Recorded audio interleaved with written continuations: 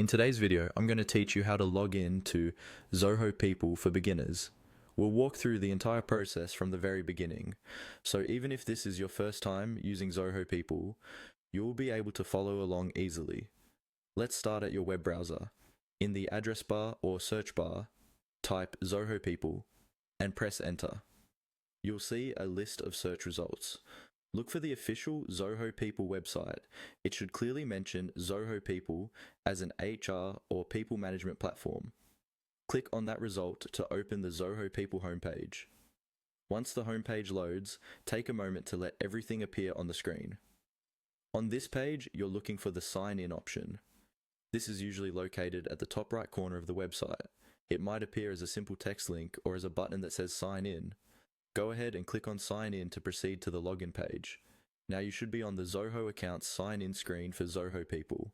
Here, you have a few different options for logging in.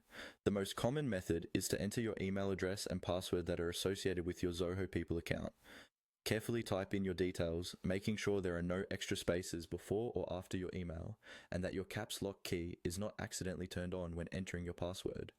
If your organization allows it, you may also see options to sign in using other services, such as a Google account or similar single sign-on choices. In that case, you can click on the option that applies to you instead of typing your email and password manually. This can make logging in faster and more convenient, as long as you are using the correct connected account.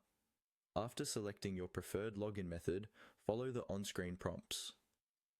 For example, if you chose to sign in with Google, a new window may appear asking you to pick the account you want to use and to confirm access. Simply read each message, click Continue or Allow where appropriate, and wait for the process to complete. If you used your email and password directly, you'll usually just click the Sign In button and wait a few seconds. Once everything is confirmed, you'll be redirected into your Zoho People